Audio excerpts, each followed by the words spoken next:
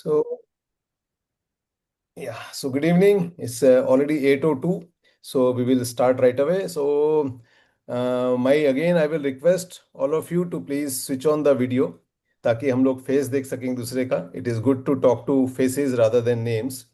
So, kindly switch on the video. So, very good evening and welcome to this heart health session. I am Sanjeev Pandey. मैं briefly अपने बारे में बता देता हूँ.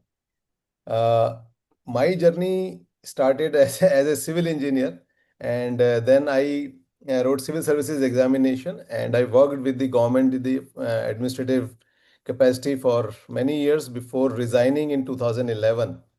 And my inner call made me do that. और मैंने अपनी बॉडी माइंड ब्रेथ और बहुत सारे एक्सपेरिमेंट्स किए. I stayed in isolation, I stayed in ashrams in Rishikesh and all that.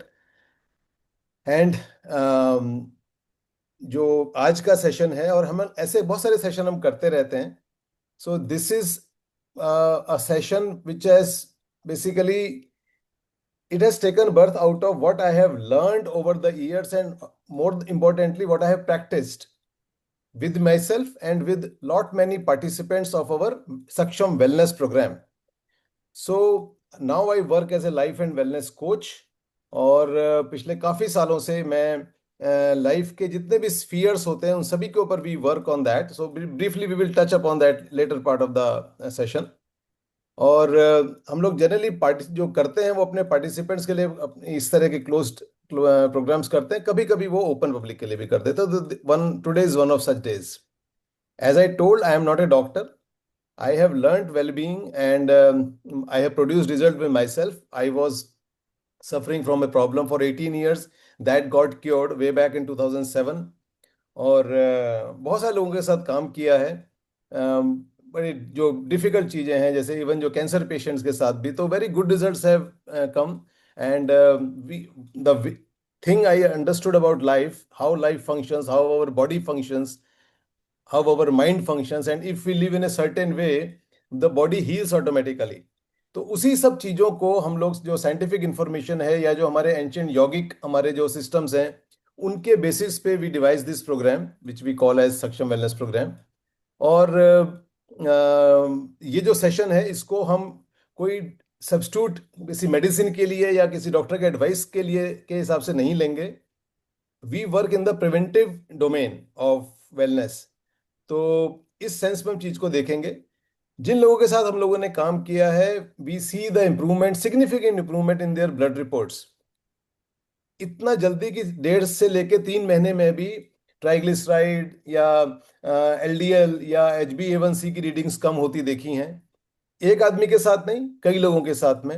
हमारा जो तरीका भी वही है कि when someone joins the program, हम उसका एक पूरा ब्लड वर्क करवाते हैं और फिर 6 मंथ्स के बाद दोबारा करवाते हैं. कई लोग जल्दी भी कर लेते हैं तो 3 महीने में रिजल्ट्स भी दिखते हैं. बट वी इंसिस्ट की work with us for 6 months and then get the blood work done. और उसमें वेरीफाइबल इम्पेरिकल रिजल्ट्स आते हैं for most of the people. आप लोग अगर कुछ नोट डाउन करना चाहें, because there will be some important information in the session, तो आप एक डायरी पेन रेडी करके रख सकते हैं. ओके, सो कैसे पता चलेगा कि आपकी जो हार्ट हेल्थ है दैट नीड्स अटेंशन? तो there are certain things which you can notice in yourself, कि जैसे नॉर्मल आप काम कर रहे हैं, वॉक कर रहे हैं, उसमें अगर ब्रेथलेसनेस हो रही है, सो उसमें अगर आपको ब्रेथलेसनेस हो रही है तो ये हो सकता है. And kindly don't send me recording request because I am already recording. So please don't send me the recording request. It is being recorded and I will put it on YouTube later. Okay. So या आपका जो blood pressure है वो medication के बाद भी ज़्यादा रहता है. आप at the end of the day you feel drain, tired feel करते हैं, बिल्कुल जैसे एनर्जी नहीं है, जबकि आप अपना नॉर्मल डेली का काम कर रहे हैं, कोई एक्स्ट्रा एक्सर्शन नहीं कर रहे हैं. तो this is a red flag. तो हम ये कहेंगे कि आप अपना ब्लड रिपोर्ट, पूरा एक कंप्लीट ब्लड रिपोर्ट को चेक कर लीजिए. या सिम्टम ना भी हो और आपका, जैसे हम लोग नॉर्मली ये कहते हैं ना कि 40 के बाद you should get annual blood work done. तो अगर आपकी उन ब्लड रिपोर्ट्स में पैरामीटर हेवायर हैं, चाहे वो लिपिड प्रोफाइल की गड़बड़ है, चाहे वो LFT KFT बिगड़े हुए हैं, हाई शुगर के आ रहा है, HbA1c हाई आ रहा है, यूरिक एसिड हाई आ रहा है, तो ये, या विटामिन के आपके जो वाइटल विटामिन होते हैं, B12 पर्टिकुलरली, या विटामिन डी इन पर्टिकुलर, ये कम आ रहे हैं, तो this also is a wake up call. तो यहां पर आपको जागना होता है, इससे पहले कि डैमेज ज्यादा हो या परमानेंट हो और हमें कोई सडन झटका लगे, तो we need to wake up then. तो आपके जो रिपोर्ट में अगर आप उसको निकाल लेंगे, तो you will be able to understand what I am going to tell you now in a better way. बहुत सारी चीज़ें ऐसी हैं जो हम लोगों को पता भी नहीं होती हैं कि ये चेक हमें करानी भी चाहिए, और अगर करा भी रखी हैं तो उसको इंटरप्रेट कैसे करना होता है। तो ब्लड रिपोर्ट्स को इंटरप्रेट करके करेक्ट डायग्नोसिस पे पहुंचना एक साइंस है, आर्ट है, वो हमें समझना होता है। तो जैसे हमारा जो टोटल कोलेस्ट्रॉल हम लोग कहते हैं 200 से नीचे होना चाहिए, ट्राइग्लिसराइड्स 150 से नीचे होना चाहिए, HDL जो है वो मेल्स के लिए मोर देन 40, फीमेल्स के लिए मोर देन 50 होना चाहिए, LDL 100 से नीचे, VLDL 30, ये बेसिक से लिपिड प्रोफाइल के पैरामीटर्स हैं। HSCRP होता है जिसको कार्डियक इन्फ्लेमेशन बोलते हैं, वो 1 से कम होना चाहिए। तो ये सारी चीजें हमें सबको पता है कि फास्टिंग शुगर 100 से नीचे होना चाहिए। लेकिन बहुत सारी चीजें हैं ऐसी जो हमें नहीं पता है। जैसे एक बहुत सिंपल एग्जांपल है, LDL आता है आपके लिपिड प्रोफाइल में। अब हम LDL की रीडिंग लेते हैं कि 100 है, 110 है, 105 है, तो या ज्यादा है। अब LDL को समझना जरूरी है। LDL को नॉर्मली लेकिन लोग बैड कोलेस्ट्रॉल रोटी बोलते का हैं। टाइम 7 बजे हो करे, तूने 8 भी कर दिया, 9 भी कर अपने को म्यूट करके रखेंगे please Lokesh. I have muted you, but अपने को काइंडली म्यूट करके रखें, और कोई क्वेश्चन हो तो प्लीज पूछें, उसमें कोई बुराई नहीं है। मुझे रोक लीजिएगा और क्वेश्चन पूछ लीजिएगा, अदरवाइज म्यूट रखें अपने को। और again I am requesting you to, if you can, you should please switch on the video, क्योंकि वो ऐसे खाली नाम से मजा नहीं आता है। बट एनीवे, सो जो LDL आपको दिख रहा है लिपिड प्रोफाइल में, एक्चुअली LDL के दो टाइप्स होते हैं। एक टाइप A बोलते हैं, लार्ज और फ्लफी थोड़ा टाइप होता है। दूसरा टाइप B होता है, वो स्मॉल और डेंस पार्टिकल होता है। तो लार्ज एंड फ्लफी से प्रॉब्लम इतनी नहीं आती। जो टाइप B होता है, small dense LDL, that is the culprit. अगर वो नंबर आपका ज्यादा है, तो उसका आर्टरीज में डिपॉजिट होने के चांसेस बढ़ते जाते हैं, और एक बार जब डिपॉजिट होना शुरू होता है, तो फिर धीरे धीरे वो ऑक्सीडाइज होता है। ऑक्सीडाइज का से होता क्या है कि जो प्लाक फॉर्मेशन आपने सुना होगा ना, आर्टरीज में प्लाक हो गया या आर्टरीज में डिपॉजिट्स हो गए, वो फिर लॉन्ग टर्म में प्लाक फॉर्मेशन शुरू हो जाती है। तो हमें एक टेस्ट होता है जो कराना होता है, अपोलिपो प्रोटीन A और B। ये एक टेस्ट होता है जिससे एपो बी, दो तरह के पार्टिकल्स पता चलते हैं, apo A and apo B. तो एपो बी से हमें ये पता चलता है कि आपका जो LDL का जो बाइफरकेशन है, which type of LDL is this, ज्यादा नंबर किसका है, तो उसका एक रेशियो भी आता है, अभी बात करते हैं उसके बारे में।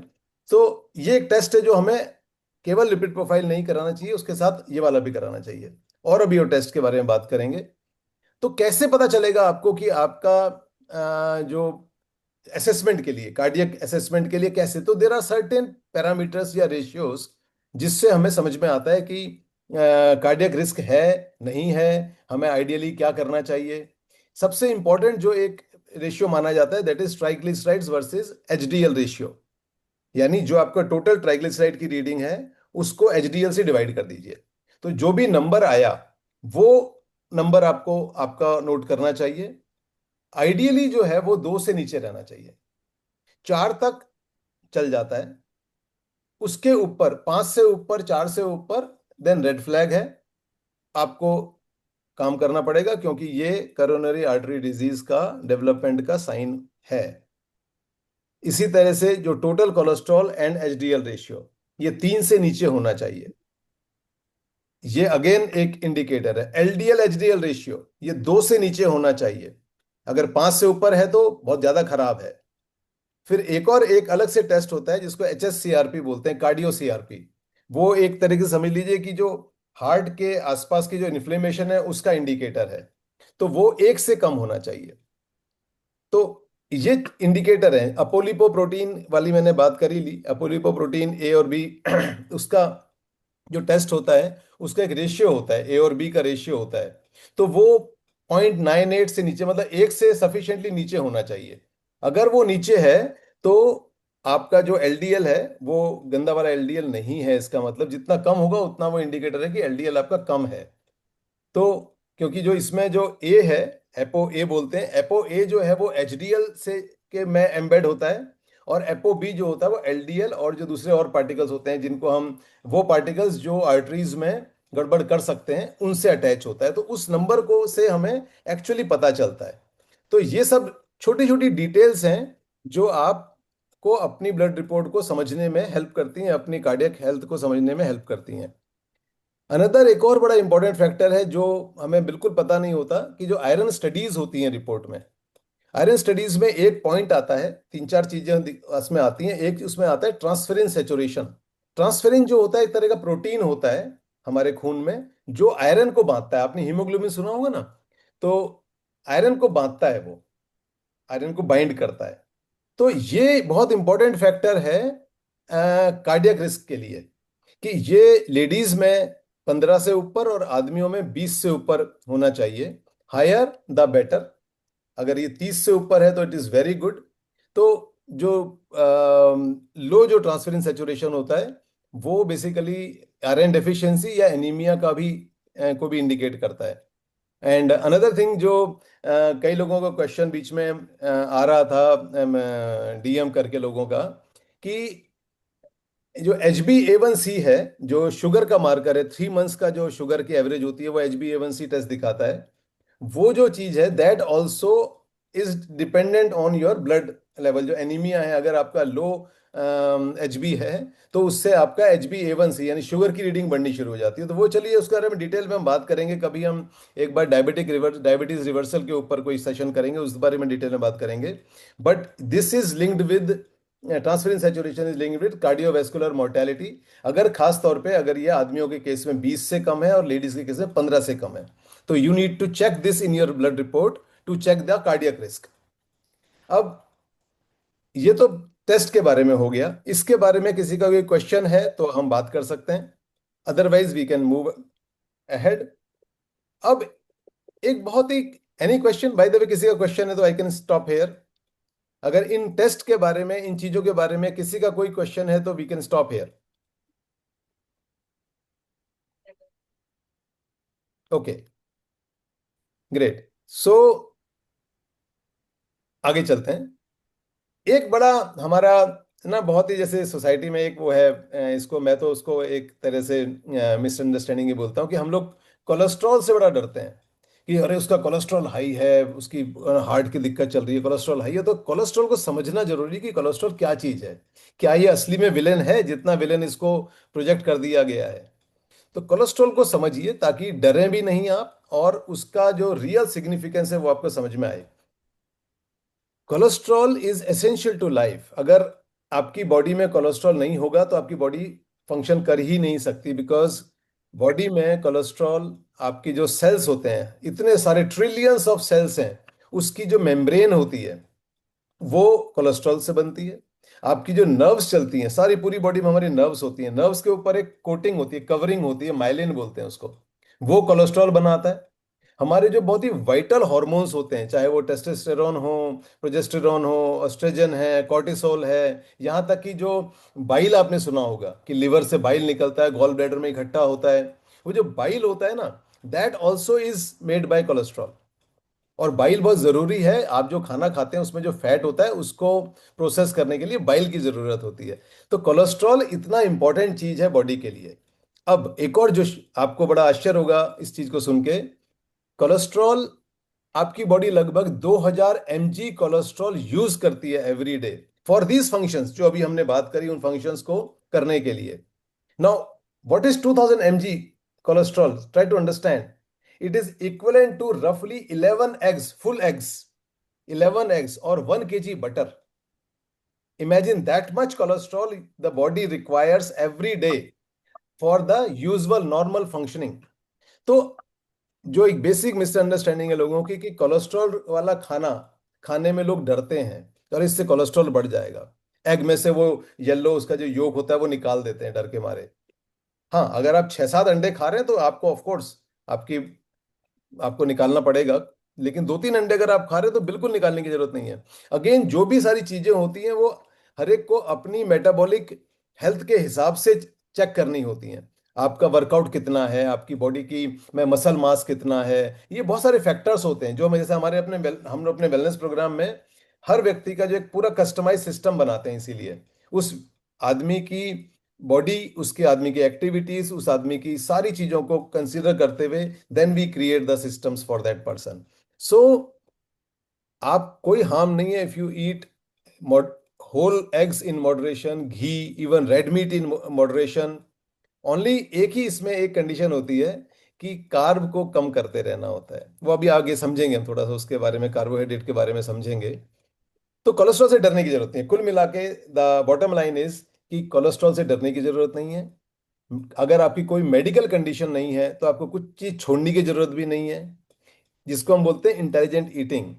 इंटेलिजेंट ईटिंग करनी है। अब जैसे हमें सबको मीठा खाने का इतना शौक होता है, तो आधा लड्डू या आधा गुलाब जामुन भी जब हम खाते हैं ना, थोड़ा थोड़ा छोटा छोटा बाइट लेके, तो वो उतना ही मजा देता है जितना 2 या 3 लड्डू या 2 या 3 गुलाब जामुन में आएगा। तो आपने करना क्या है, एक बारी में कम मीठा खा लीजिए, उसको आप अपने खाने के साथ क्लब कर लीजिए, उसके बाद थोड़ी सी वॉक कर लीजिए, ये इंटेलिजेंट ईटिंग है।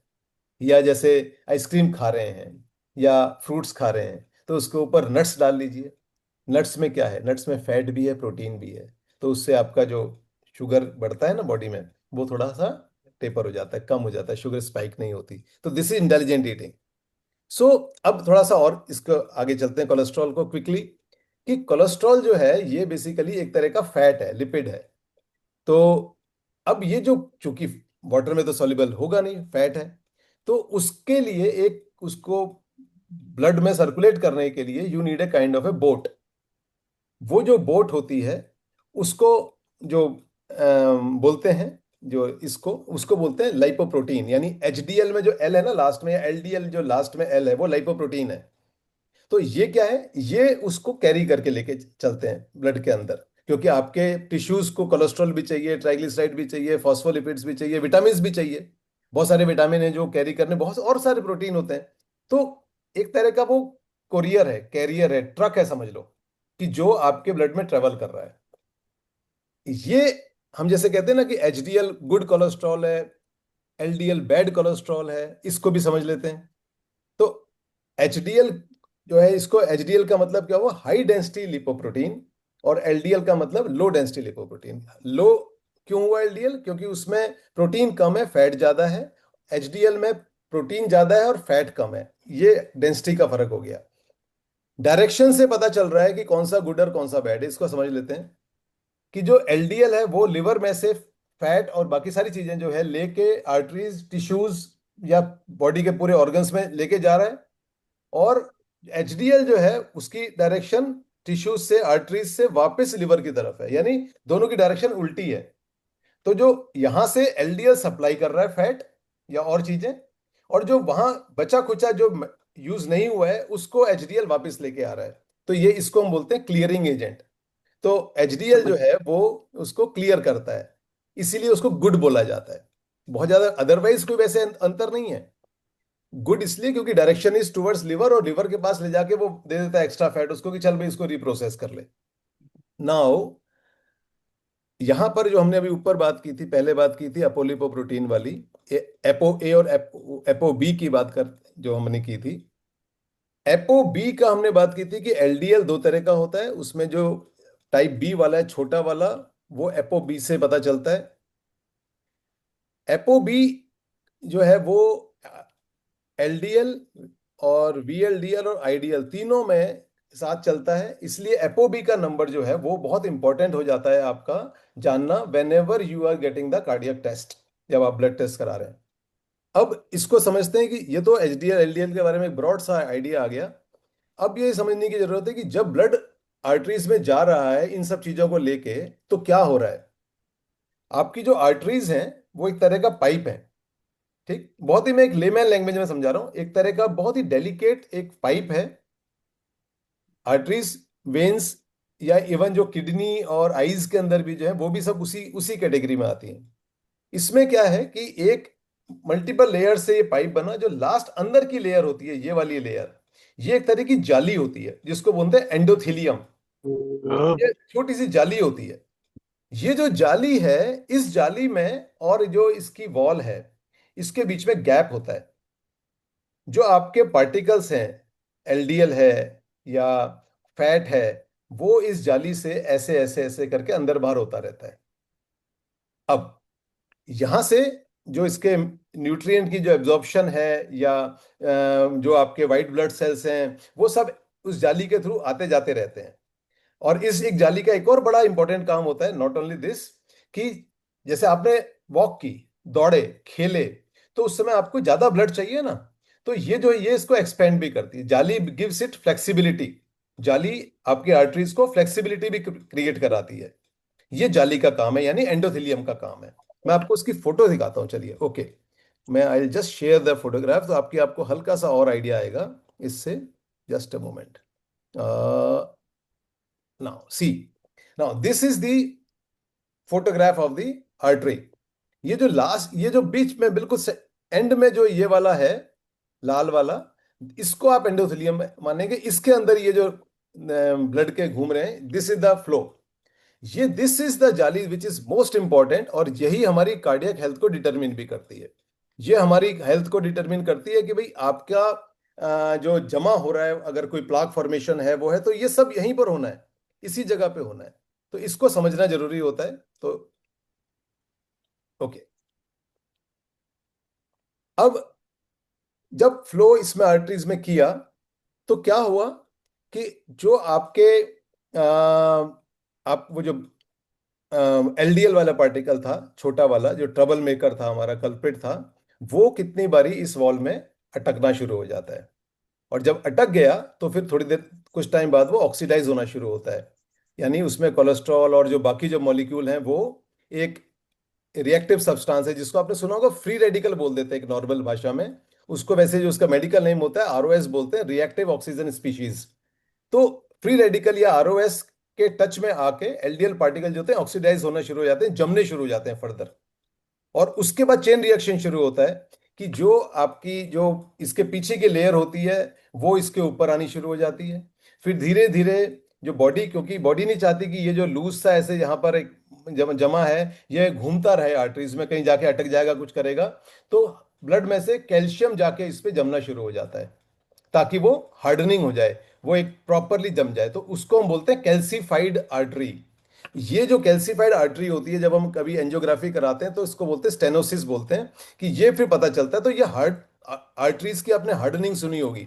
वो हार्डनिंग ये हुई कि एंडोथेलियल जो वो पूरा वो है, लेयर है, उस पे कैल्शियम, एलडीएल, ये पार्टिकल जम गए और ये हार्ड हो गई। तो this is the main problem, उसको बोलते हैं plaque formation. Now, this plaque formation is the main problem behind the coronary artery disease, जो हमें, जिसको हम हार्ट अटैक बोलते हैं, कि वो इतना कम हो जाता है कि ब्लड फ्लो रुक जाता है या बहुत कम हो जाता है। इसको भी एक फोटो में देखते हैं कैसे दिखता है। देखिए, ये देखिए, आर्टरीज में ये जमना शुरू हो जाता है, तो ये आपका जो फ्लो है ब्लड का, वो बिल्कुल कम हो जाता है। और ये अगर कम हो जाएगा, तो जैसे आपने सुना होगा ना कि उनके एंजियोग्राफी में, काइंडली लोकेश, आप अपने को म्यूट करिए प्लीज। या सो किसी का 60% ब्लॉकेज था, 80% ब्लॉकेज था, 100% ब्लॉकेज था, वो ये वाला ब्लॉकेज था। तो ये कैल्सीफाइड ब्लॉकेज है, प्लाक फॉर्मेशन है। So this we don't want in our arteries, right. Now HDL का काम है इस चीज को कम करके रखना। तो अगर हायर एचडीएल होगा आपकी बॉडी में, तो क्लीनिंग इसकी बेटर होती रहती है, और एंडोथेलियल जो आपकी वो है, उसकी रिपेयर भी करता रहता है एचडीएल। ऑक्सीडेशन को प्रिवेंट करता है एलडीएल के भी। तो एक तरह से जो पूरा आर्टीरियल उसको क्लियर करने का जो पूरा ठेका है, वो दैट गोज विद एचडीएल। इसीलिए हम अपने उसमें एचडीएल को बढ़ाने की बात बोलते हैं, कि एचडीएल को आप अगर बढ़ा सकते हैं, तो kindly keep your self mute. किसी का माइक्रोफोन ऑन है, तो काइंडली स्विच ऑफ। ओके, सो एचडीएल बढ़ाना, तो हमें क्या करना है, अगर हम अच्छे एक कार्डियक हेल्थ के देखें, we need to keep the LDL in check. HDL को बढ़ाना है, एलडीएल को कम करना है, एंड अभी हम इसके बाद अभी ट्राइग्लिसराइड की बात करते हैं, तो फिर ट्राइग्लिसराइड को भी चेक में रखना होता है। यस, एक हाथ उठा हुआ है, yes Ritu. How much should be the HDL?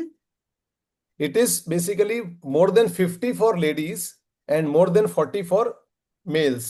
But again, ये मिनिमम है, ये मिनिमम है। अगर आपका एचडीएल 60 से ऊपर है तो एक बेसिक से हम उसको थंब रूल में बोलते हैं, क्योंकि क्या होता है, किसी एक सिंगल फैक्टर से कोई भी हेल्थ पैरामीटर डिटरमिन नहीं किया जा सकता।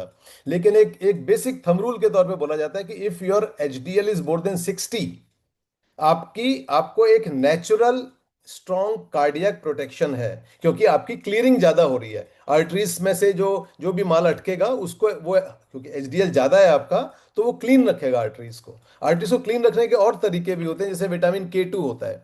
विटामिन के 2 also helps in cleaning the, not cleaning, keeping the arteries clot free. वो उसमें हेल्प करता है, बिकॉज के 2 जो होता है वो कैल्शियम को प्रॉपरली मेटाबलाइज करता है। वो कैल्शियम जो हम, जो भी हमारा बॉडी में हम कैल्शियम का इंटेक है, चाहे वो कैल्शियम की टेबलेट वाला है, चाहे वो दही से या चीज से या नॉनवेज से कैल्शियम आप खा रहे हैं या नट्स से कैल्शियम खा रहे हैं, तो वो बोन्स में प्रॉपरली डिपॉजिट हो जाए, उसमें के 2 और विटामिन डी का रोल होता है। तो there is not one single factor of course, but yes, high amount of HDL and good amount of vitamin के 2 एंड विटामिन डी जो होता है वो आपके आर्टरीज को भी क्लियर रखने में हेल्प करता है। एक क्वेश्चन और है, you had shown an image right now, या जिसकी वो जाली है जो उसको हम बात कर रहे हैं कि वो फ्लेक्सिबल, मतलब उसकी इलास्टिसिटी मेंटेन करनी है, वहीं सबसे ज्यादा ब्लॉकेज होती है। सो और दूसरी एक इमेज दिखाई थी जिसमें आपने कहा था कि दिखाई थी कि हम बीच में हो रहा है, वहां पे जिसके आपने कहा था कि 60%, 80%, 100% लोगों का ब्लॉकेज होता है। सो जैसे जैसे प्लाक जमा होता है, तो क्या इसीलिए वो जो फोटो थी उसकी इलास्टिसिटी कम हो जाती है, इसीलिए फ्लो, ब्लड का फ्लो अच्छा नहीं होता है? Okay, good question. Is it linked? The elasticity and the arteries में जो जमा होता है, are they linked? Yes, yes, yes, it is linked. See, ये जो मैं दोबारा दिखा रहा हूँ उसकी इमेज को, so that I can explain better. Just a moment. Now this is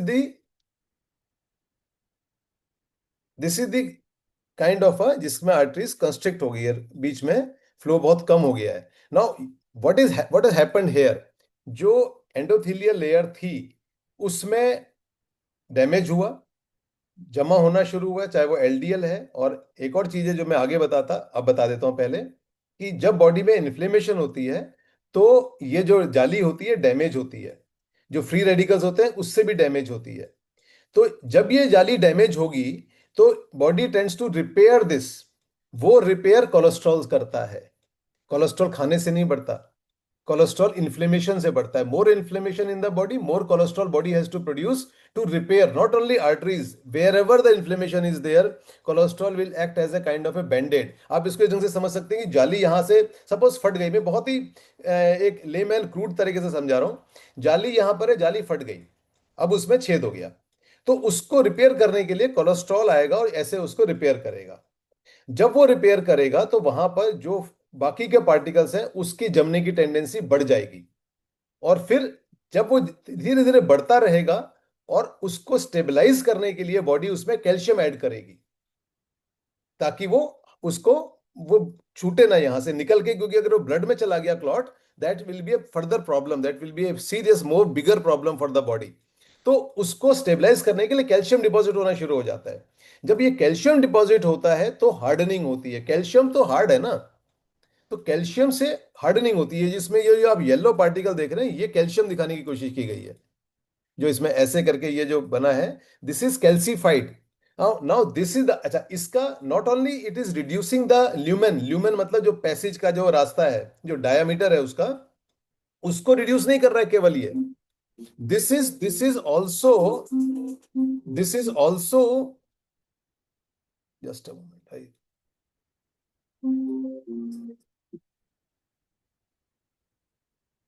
या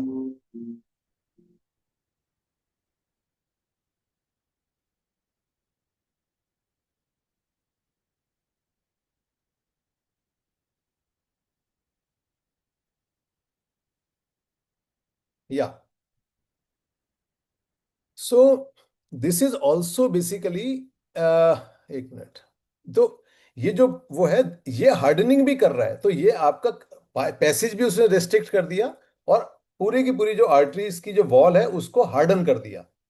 जब हार्डन करते हैं तब ये एक्सपेंड भी नहीं हो पाती। अगर आपका ज्यादा, आपने कब सपोज सडन एक्टिविटीज होती हैं, आपने सुना होगा ना कि वो बंदा जिम में गया और डेथ हो गई ना, व्हाट इज दैट? क्योंकि आर्टरी स्टिफ थी, और उसको जब उसने सडन एक्टिविटी करी तो हायर ब्लड डिमांड आई, और आर्टरीज में से ब्लड जा ही नहीं पाया, तो naturally it will lead to heart attack. तो ये सारा जो गोरख धंधा है, we need to understand this. Okay, any other question?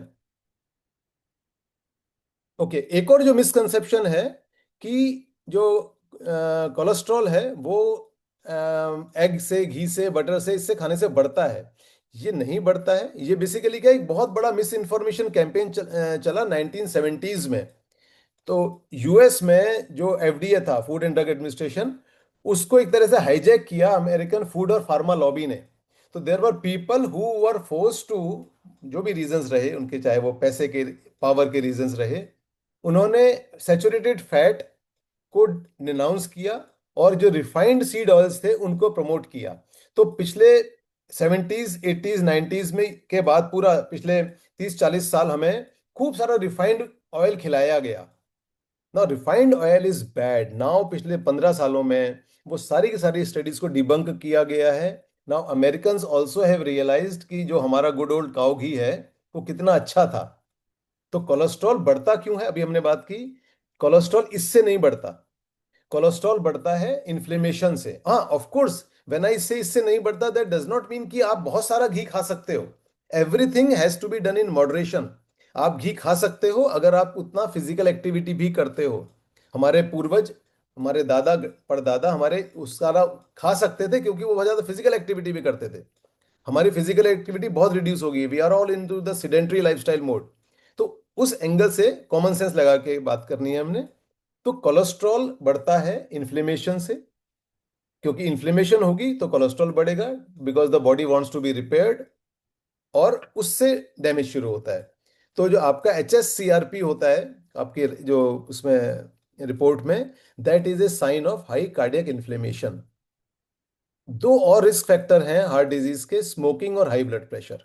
Smoking जो होती है, जो एंडोथेलियल जो वॉल है, जो पूरी लेयर है एंडोथेलियम, उसको डैमेज करती है। स्मोकिंग केमिकली डैमेज करती है। और जो high blood pressure, high blood, when I say high blood pressure, high blood pressure उसको कहा जाता है कि या तो आप दवाई ले ही नहीं रहे हो और ब्लड प्रेशर हाई है, और या फिर आप दवा ले रहे हो उसके बावजूद ब्लड प्रेशर हाई रहता है, वो हाई ब्लड प्रेशर कहा जाता है।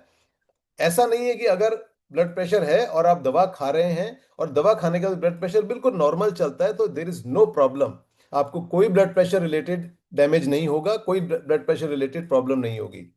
तो high blood pressure despite medication comes under this category जो हम बात कर रहे हैं, कि वो मैकेनिकली डैमेज करता है।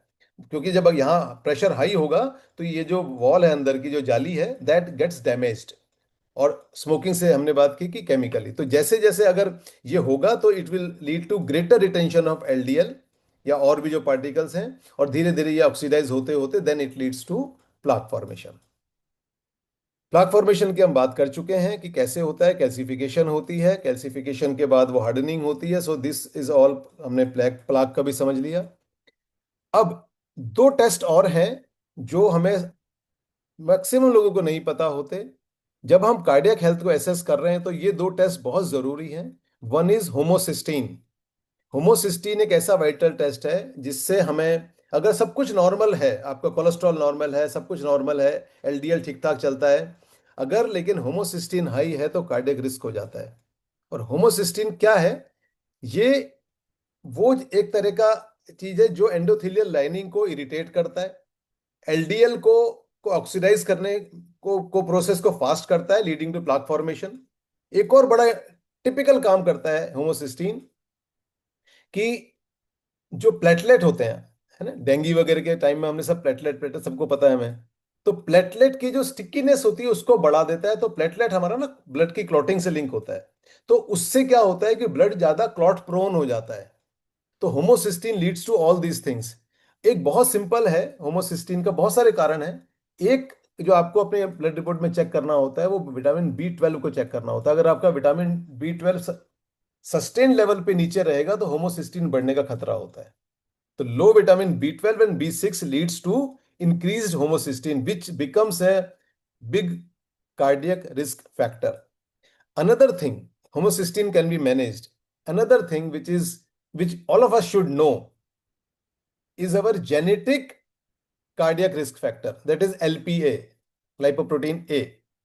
ये एक स्पेसिफिक पार्टिकल है जो जेनेटिक है, जो आपको सिर्फ पता होना चाहिए। क्यों होना चाहिए? इसलिए कि अगर वो हाई है तो आपको थोड़ा सा एग्रेसिव अप्रोच रखनी पड़ेगी अपने कार्डियक हेल्थ को मेंटेन करने के लिए, और अगर वो कम है तो आप थोड़ा सा रिलैक्स होकर काम कर सकते हैं। तो आपको बेसिकली जैसे हम होता है ना, हम कहीं जाते हैं तो हमें अपनी स्ट्रेंथ और वीकनेस पता होती है ना। हम किसी कंपटीशन में जाते हैं, एग्जाम में जाते हैं, तो we know our strength and weaknesses. तो this is just knowing our strength और वीकनेस। अगर एलपीए हाई है तो हमें थोड़ा एग्रेसिव अप्रोच रखनी पड़ेगी मेंटेन करने के लिए चीजों को। तो वी शुड नो, एंड ये लाइफ में एक बार कराना होता है, just once in a lifetime test करा के रखना होता है, क्योंकि ये आप चेंज नहीं कर सकते हो। इस टेस्ट का नाम एक बार और बोल दो, LPA, LPA, so that people note it. या एलपीए है, and it's not very costly.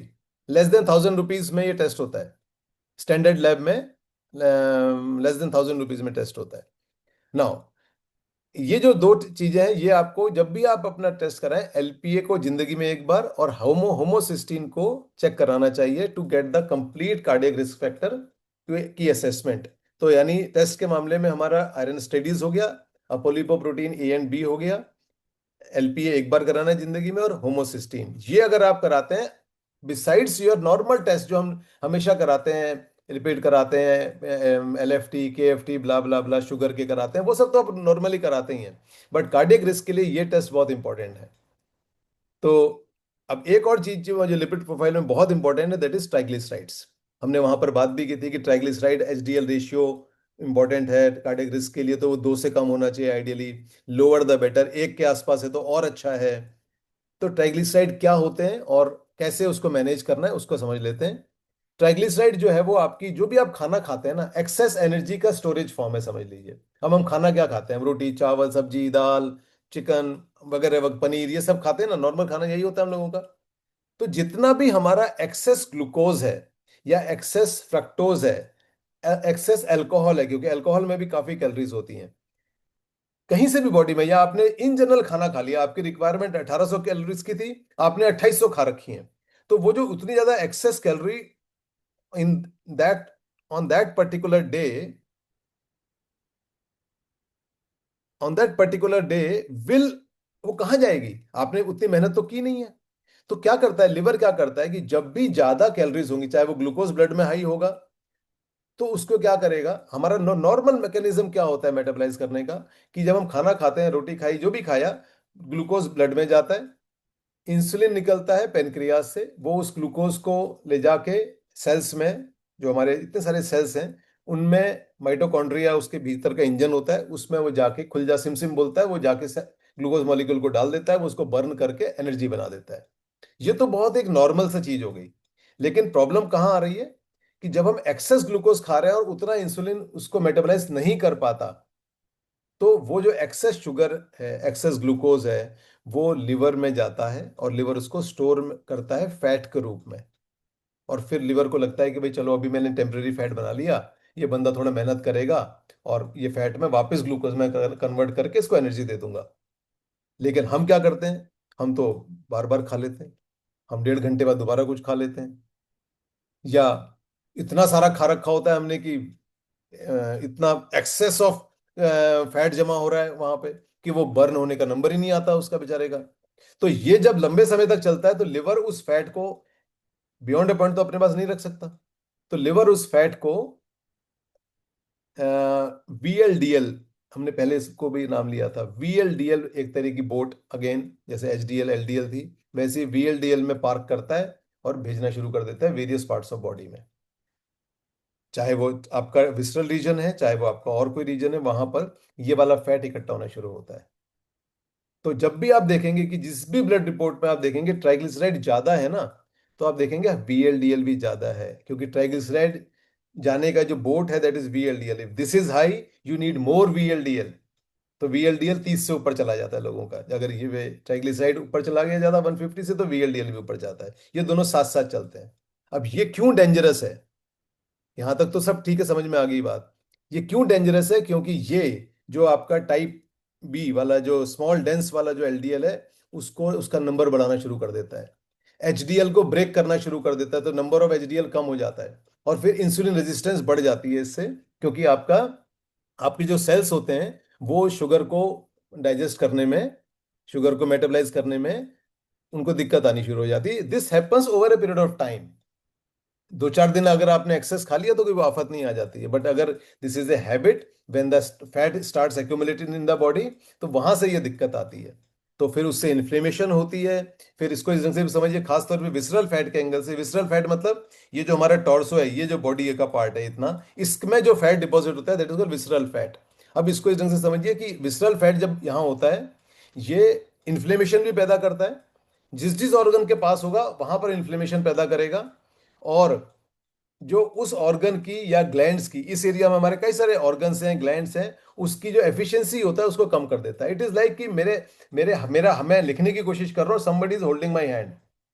अब मेरी किडनी के ऊपर पूरा फैट आया हुआ है, या पेनक्रियास के ऊपर फैट आया हुआ है, तो वो काम कैसे करेगा, मैं कैसे लिखूंगा अगर मेरा हाथ ही किसी ने ऊपर से जकड़ लिया।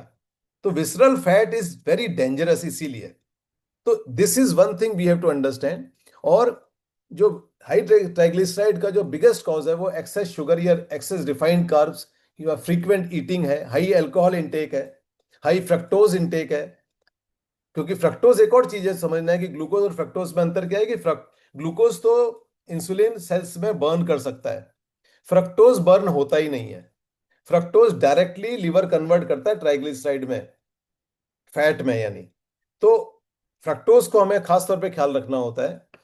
तो एक और चीज होती है, लोगों को लगता है कि ये बंदे ने अगर ज्यादा घी खा लिया, ज्यादा बटर खा लिया तो मोटा हो गया, फैट इकट्ठा हो गया। तो ये विसरल फैट है ना, ये 90% से ज्यादा it is because of excess carbohydrate, not because of excess dietary fat.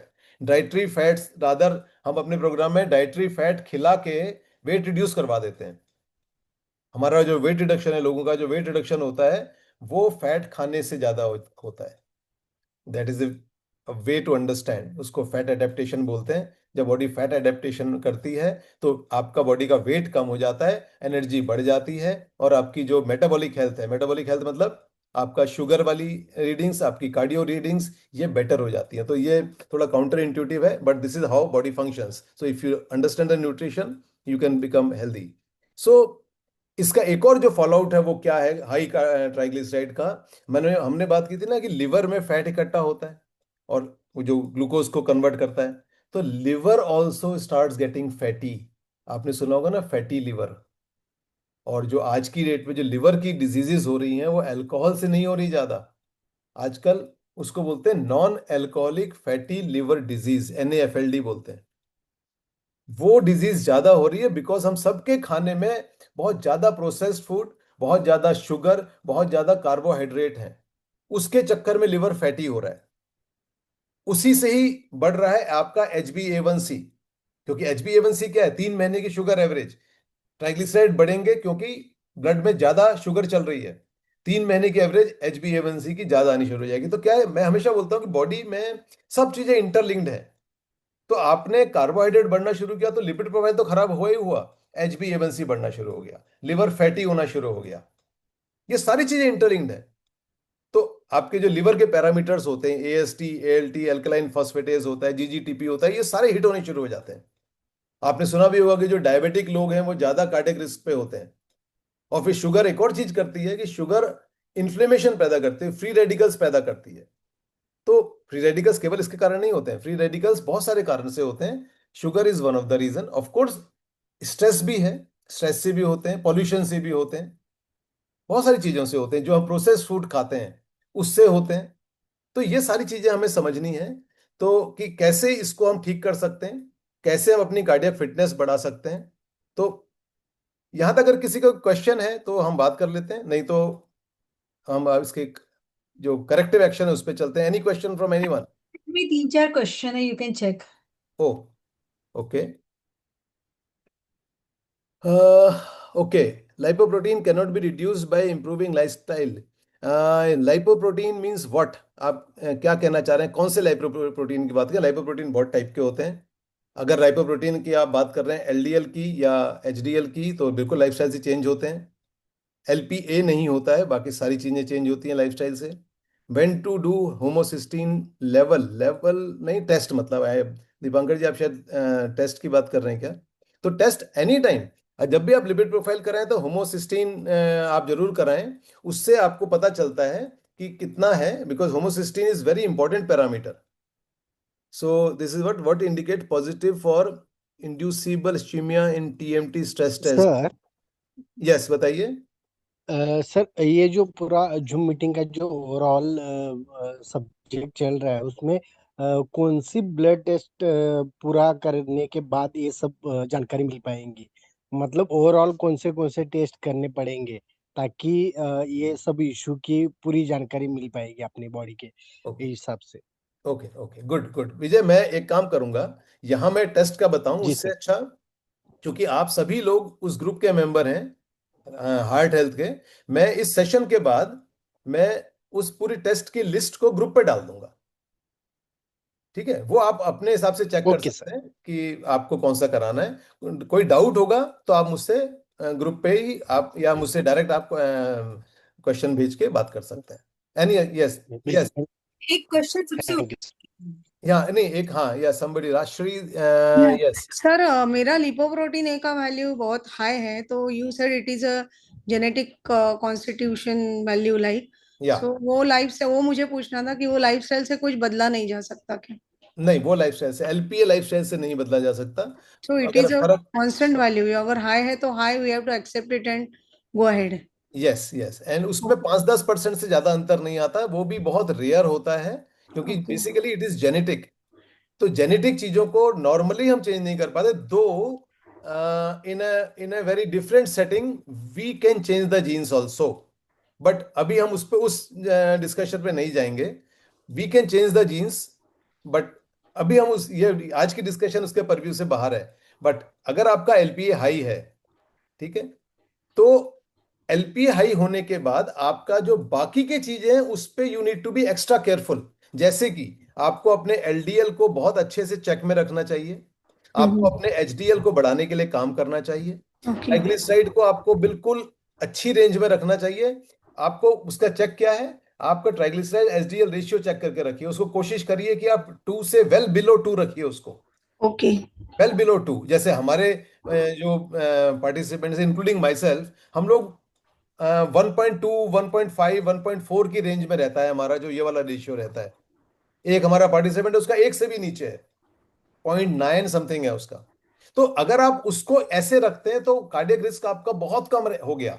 Okay. HDL अगर आप बढ़ा के रखते हैं अपना, जो हम बात करेंगे ना एचडीएल कि मेरा 64 है sir. Wonderful, that's a very good news, that पर मेरा, इटसेल्फ। मैं लिपिड सर करती हूँ ना, तो परपेचुअली मेरा एलडीएल कम नहीं होता, मैं बहुत कोशिश कर रही हूँ, लेकिन बाकी सब parameters as you said, triglyceride भी 90 है मेरा, वो कम है। टोटल कोलेस्ट्रॉल और एलडीएल बिल्कुल मतलब हिलता ही नहीं हूँ, मैं बहुत कोशिश कर रही हूँ। एचबीएवनसी कितना आता है आपका? मेरा 6 है। हाँ, there you are, okay, there you are. So I have to reduce that. हाँ, वो एक्चुअली सी क्या है, what's your name? Rajshree. Rajshree, Rajshree. हाँ Rajshree, Rajshree, this is a, see it is a matrix.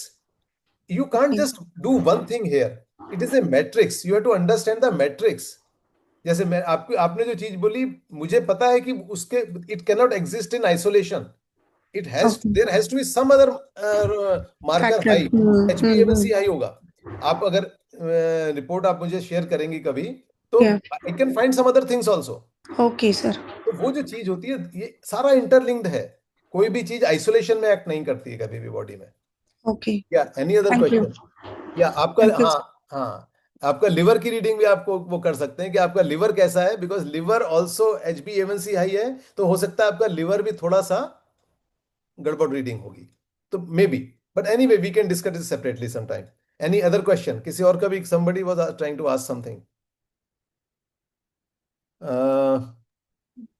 Pratibha has few question. सबसे ऊपर उन्होंने लिखा था If Yeah. If TG HDL ratio is 5.8, what to do? TG, okay. See, it is quite high, Pratibha. 5.8 is a very high number. So you need to work on it. अगर आप lifestyle changes कर सकते हैं, very good, because that is the lasting permanent thing. और नहीं कर सकते हैं तो कार्डियोलॉजिस्ट के पास जाइए, दवा ले लीजिए. किसी भी चीज को बियॉन्ड अ पॉइंट हाई रखना is not a very wise thing. अगर if you are confident about yourself कि आप लाइफस्टाइल से आप चेंज कर सकते हैं, which is the right thing. क्योंकि दवा से हम आर्टिफिशियली रीडिंग को कम कर रहे हैं. इट इज लाइक कि पेड़ में गड़बड़ है और मैं वो जो खराब वाले पत्ते हैं उनकी प्रूनिंग कर रहा हूं. I am not doing anything at the root. तो वो रूट से तो गड़बड़ आती रहेगी. आप सिर्फ उसके पत्तों को तोड़ तोड़ के उसको आप वो करेंगे. So lifestyle change is the best thing. But yes, 5.8 is quite high. Okay. HDL कैसे बढ़ाएं? HDL बढ़ाने के कई तरीके हैं. One is zone 2 exercise. Zone 2 exercise क्या है कि आपको अपने हार्ट रेट को एक सर्टेन रेंज में रखना है. So you need to first of all get a heart rate measuring device. चाहे वो एक ऐसे फिटनेस बैंड ले लीजिए, या जैसे मैंने ये एक रिंग पहन रखी है, फिटनेस रिंग, ये ले लीजिए. I mean some kind of a device you should have, जिससे आप अपने हार्ट रेट को नाप सकें. तो जोन 2 का मतलब क्या होता है? द फॉर्मूला इज, मैं यहां लिख देता हूं, 220 minus age, right. This becomes, this is equal to से एक्स, या इसको लिख बोल देते हैं, चलिए एक्स नहीं, MHR. This is maximum heart rate. तो जो जोन 2 है, जोन 2 is between 0.6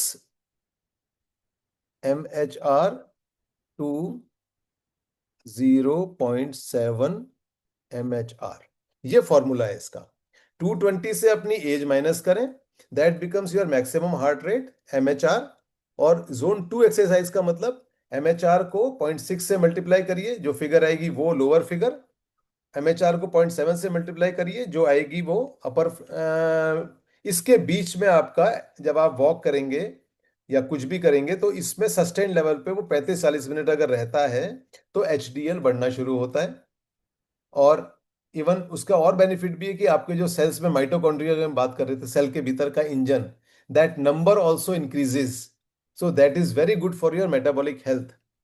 और HDL बढ़ाने के और कई सारे तरीके होते हैं, और वो सारी चीजें यहाँ अभी डिस्कस नहीं हो सकती, क्योंकि people then get very simplified thing और try to oversimplify that. तो उसमें डैमेज होने का खतरा होता है. तो इसलिए ये सारी चीजें जो हैं, you need to work with a professional और a coach to get this thing done. क्योंकि बहुत सारी चीजें हैं. एक एक थंब रूल हर एक के ऊपर नहीं लगता है, एक सिंपल फॉर्मूला हर एक के ऊपर नहीं लगता है. तो that is why one has to work closely कि कैसे काम करना होता है. सो एनीवे, सो अभी फिलहाल आगे चलते हैं, क्वेश्चन और बाद में ले लेंगे. सो कैसे हम अपनी कार्डियक हेल्थ इंप्रूव करेंगे, उसके ऊपर और बात करते हैं. उससे पहले मैं आपको सक्षम वेलनेस प्रोग्राम के बारे में ब्रीफली बताता हूं कि what exactly we do and what do we achieve. We work basically, Saksham wellness program में we work on improving your health span. Now health span क्या है? एक होता है लाइफ स्पैन, कितने साल के लिए हम जिंदा हैं दुनिया में. हेल्थ स्पैन वो है कि ड्यूरेशन ऑफ योर लाइफ, जब आप वो सारे काम करते रहते हैं जो आप हमेशा से करते आए. आप अगर खेल कूद रहे हैं तो वो कर सकते हैं, आप उठाना है, कुछ उठा के लाना है, वो कर सकते हैं, घूमने जाना जा सकते हैं. ये हम जो नॉर्मल काम करते रहते हैं, अपने ग्रैंड चिल्ड्रन के साथ खेलना है, उनके साथ क्रिकेट खेलना है, आप हमेशा से खेलते आए, अपने नाती पोतों के साथ खेल सकते हैं. ये इसको बोलते हैं हेल्थ स्पैन, यानी वो वाला पीरियड जब आपकी हेल्थ बिल्कुल नॉर्मल रहती है. We work on the health span. Preventive health पे हम काम करते हैं. दवाई we do not prescribe medicine because I am not a doctor. तो इस चीज के ऊपर काम करने के लिए we apply so many things on all the aspects of life. It is not about only खाना पीना. और जो मैं पहले भी मैं बोल रहा था कि ओवर द इयर्स हमने देखा है कि जब लोग हमारे साथ काम करते हैं तो उनकी ब्लड रिपोर्ट्स में चीजें चेंज होनी शुरू हो जाती हैं, और उसका वेरीफाइबल रिजल्ट्स उनको मिनिमम 2 to 3 months, नहीं तो 6 months में मिलना शुरू हो जाता है. हम लोग सक्षम वेलनेस में we work on all the areas of your life. चाहे वो न्यूट्रिशन है, न्यूट्रिशन में आपको किस तरह से खाना खाना है, क्या खाना है, इंक्लूडिंग कुछ अगर सप्लीमेंट्स हैं, जैसे विटामिन, मैंने विटामिन B12 और डी की बात की थी, वो कम होता है तो उसको कैसे अप करना है, कैसे बढ़ाना है। और बहुत सारी चीजें, ओमेगा 3 ओमेगा वगैरह की चीजें होती हैं जो हमारी नॉर्मली हमारा मिसिंग होती हैं। उससे आपका जो मेटाबॉलिज्म होता है वो ऑप्टिमाइज होता है। फिजिकल फिटनेस पे हम लोग काम करते हैं, yoga, cardio, strength, mobility training, stability training के ऊपर काम करते हैं। Then we teach the sleep thing, कि सोने की जो स्लीप क्वालिटी है, because sleep also affects your cardiac health, not only cardiac health, पूरी हेल्थ, ओवरऑल हेल्थ भी। तो स्लीप को समझना जरूरी होता है। हम पेरेंटिंग स्किल्स सिखाते हैं, हम इमोशनल मैनेजमेंट सिखाते हैं, माइंड मैनेजमेंट टेक्निक सिखाते हैं, ब्रेथ वर्क सिखाते हैं, because breathing again is key to our physical and emotional health. तो ब्रेथ वर्क किया जाता है, रिलेशनशिप मैनेजमेंट के ऊपर काम करते हैं। पूरा जितने भी आपके लाइफ के एस्पेक्ट्स हैं सब पे we work. Even we work on the financial wellness. Financial wellness मतलब I learned it way back in 2001 from my father in law. So कैसे आप अपने पैसे को ग्रो कर सकते हैं, how you can make your money work for you rather than you working for money. तो व्हाट आई डू, मैं लोगों का पर्सनल जो फाइनेंस पोर्टफोलियो है वो डेवलप करवा देता हूँ। This is also part of the wellness program, because financial wellness के बिना बाकी वेलनेस भी नहीं होती है। So that is very important. इसके साथ साथ दिस इज द ओवरऑल, इसके साथ साथ हम लोग बीच बीच में किडनी का, लिवर क्लींजिंग की सेशंस करते रहते हैं। एक और जो है last but not the least वाले तरीके से, कि we work on the spiritual dimension of life. क्योंकि कहीं ना ये हमें ये लगता है ना कि यार असली में मैं हूं कौन, why did I come to this planet, what is the purpose of life. तो ये हम इस चीज को भी डील करते हैं बीच बीच में। 2-3 दिन का मेडिटेशन का रिट्रीट भी लगाते हैं, सो दैट एक जो हमारा इनर डायमेंशन है दैट ऑल्सो ओपन्स अप। और of course nothing is free, so ours is a high value programme. हम लोग we don't want to run big numbers. So जो प्रोग्राम की जो हमारी कॉस्ट होती है that is 40,000 for individual for 6 months and 70,000 for family for 6 months। तो 6 months का इंडिविजुअल का 40 एंड फैमिली का 70 होता है। And we work very closely with the participant. Like मैं I work as a coach, तो मैं डेली बेसिस पे इंटरेक्ट करता हूँ। और हर एक बंदे की, हर एक व्यक्ति की फैमिली के हिसाब से द प्रोग्राम इज कस्टमाइज्ड।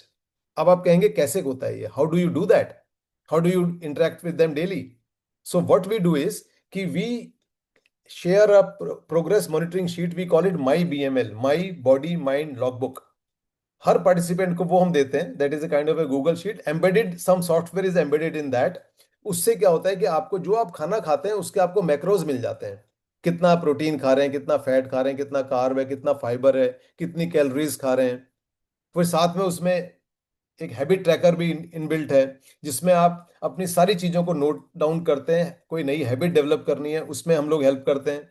क्योंकि बहुत सारे लोग होते हैं, हम लोग होता है ना कि जैसे न्यू ईयर रेजोल्यूशन नहीं होता है कि बस इस साल तो बस हफ्ते में 4 दिन वॉक करनी है, 2 दिन जिम जाना है।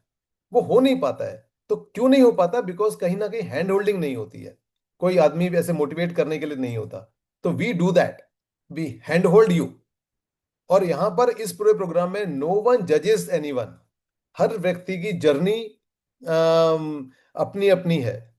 फिर जो हमें जैसे कुछ हमारे हैक्स होते हैं, हेल्थ हैक्स होते हैं, जैसे इम्यूनिटी बढ़ाने के कुछ हेल्थ हैक्स होते हैं, कुछ सप्लीमेंट्स होते हैं, तो उनकी भी ट्रैकिंग होती है बाकायदा। तो जैसे जैसे आप प्रोग्राम में ग्रो करते हो, you your self keep raising your own barrier.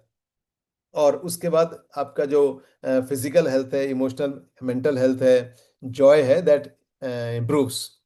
तो इसके बारे में और आपको डिटेल चाहिए तो आप जो नंबर है हमारा सक्षम वेलनेस का 8447128219, you can just drop a message and somebody will you know talk to you. And मैं नंबर यहाँ लिख रहा हूँ।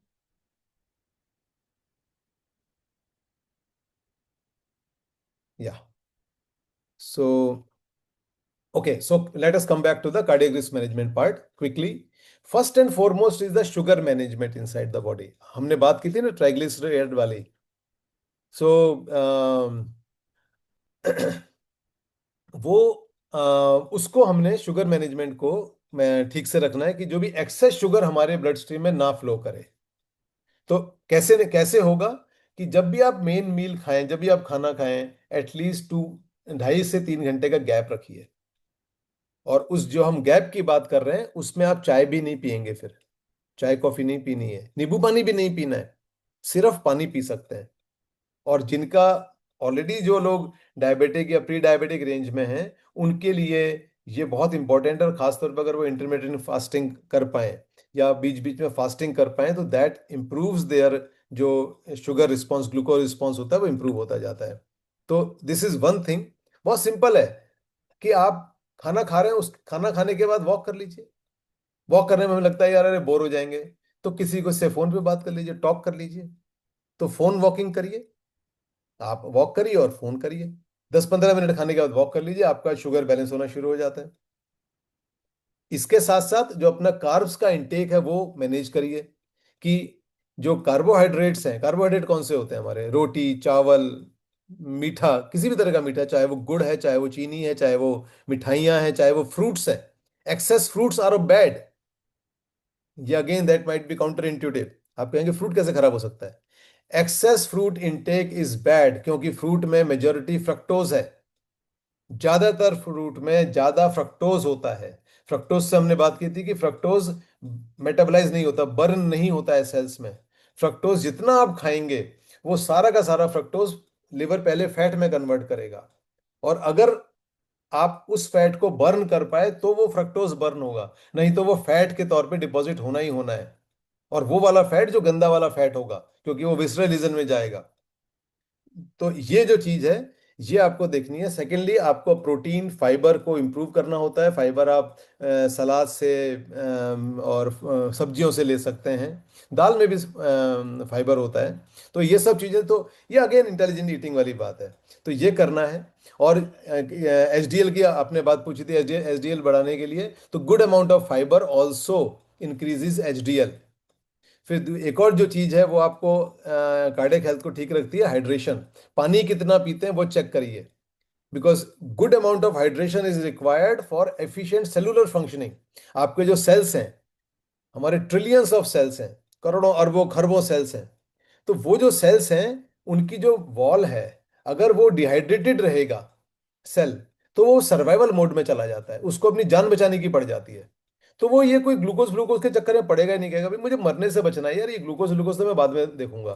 तो आपका पूरी बॉडी गड़बड़ होनी शुरू हो जाती है, क्योंकि आपका ग्लूकोज बर्निंग रुक गई और बॉडी सर्वाइवल मोड में जानी शुरू हो गई। तो आपका माइटोकॉन्ड्रिया हेल्दी भी हो अगर, लेकिन अगर डिहाइड्रेशन होगा तो ग्लूकोज बर्निंग नहीं होगी, तो अगेन शुगर मैकेनिज्म गड़बड़ हो गया, एनर्जी आपकी कम हो गई। तो प्रॉपर हाइड्रेशन।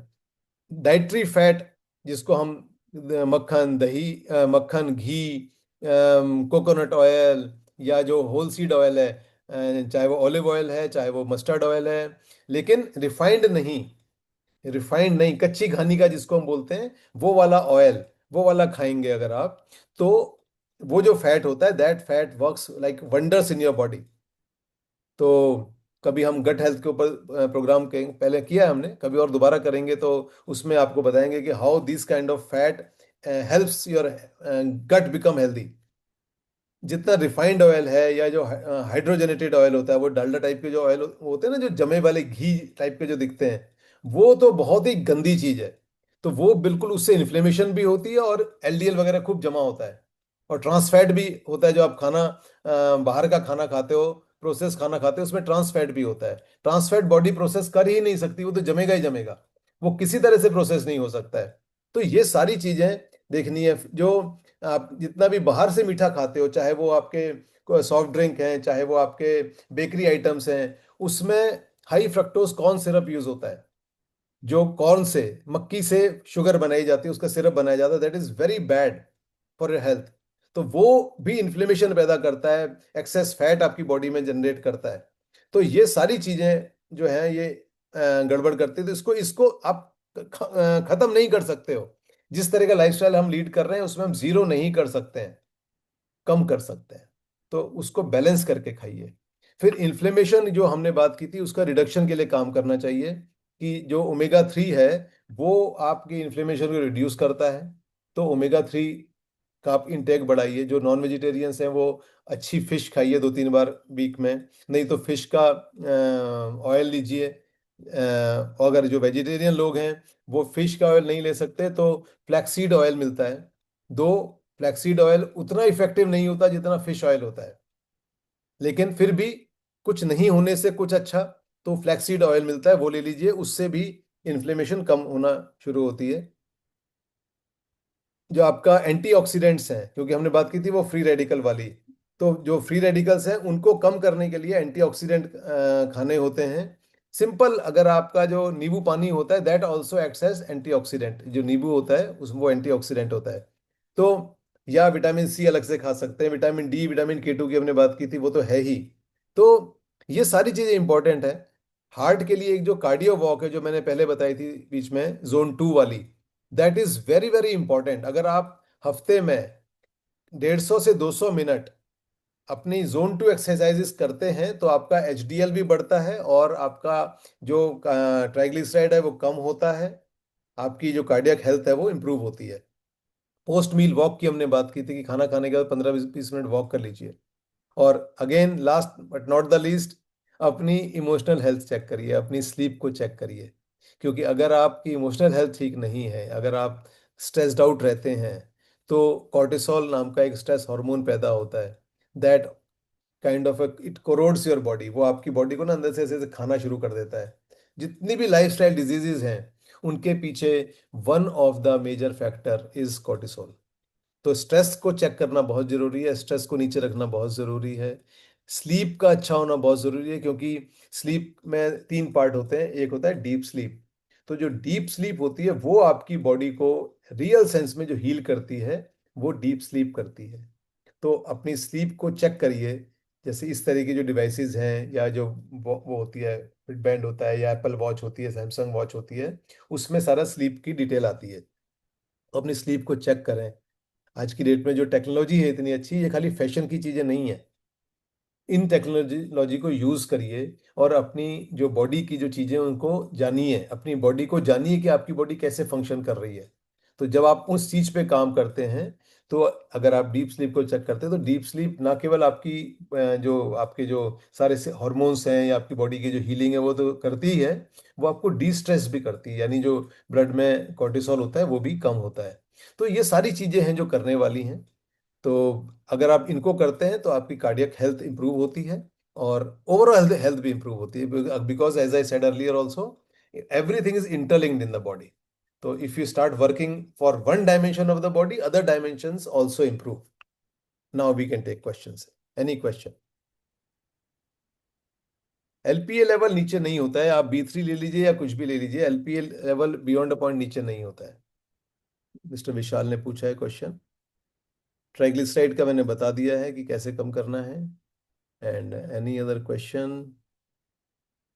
या स्ट्रेस टेस्ट का ये मुझे, this indicate what indicates positive for this, I will not be able to, you will have to ask the cardiologist. Yes, any other question? किसी का कोई क्वेश्चन है तो this is the time, question पूछ सकते हैं। Any question?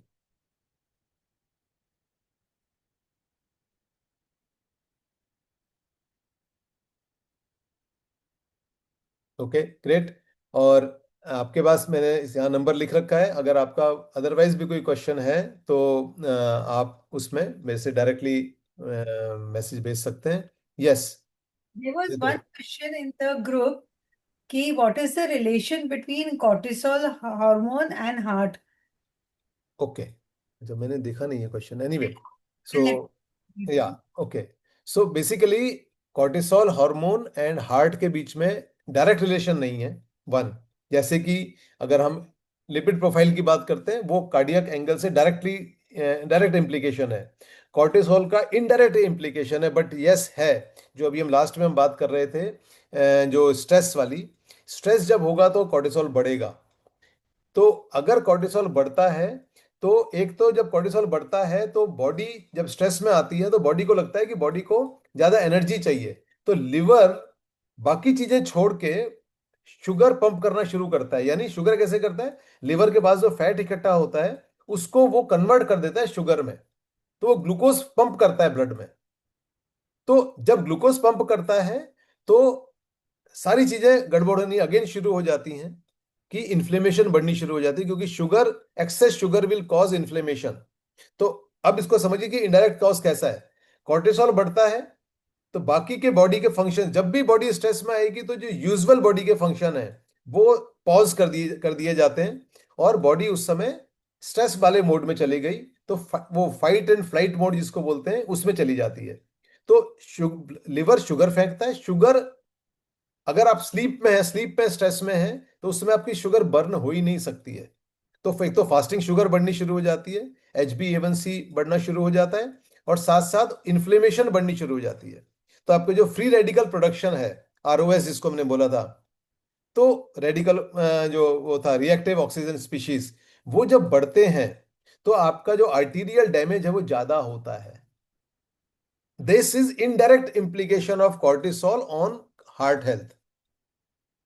तो ये इस तरह से इंटरलिंक्ड है। अदरवाइज ऑल्सो कॉर्टिसोल का केवल हार्ट से नहीं है, कॉर्टिसोल का हर चीज से है। कॉर्टिसोल बॉडी के हर चीज को खराब करता है एक्सेस में। Excess cortisol, cortisol is necessity again. Cortisol जब हमें कहीं कुछ एनर्जी ज्यादा लगानी होती है तो कॉर्टिसोल का यूज होता है, लेकिन अगर हमारा बॉडी में हम लगातार स्ट्रेस्ड आउट रहते हैं, एक्सेस कॉर्टिसोल बहता रहता है, that is the problem creator. तो indirectly cardiac health, yes, cortisol से लिंक्ड है। Any other question?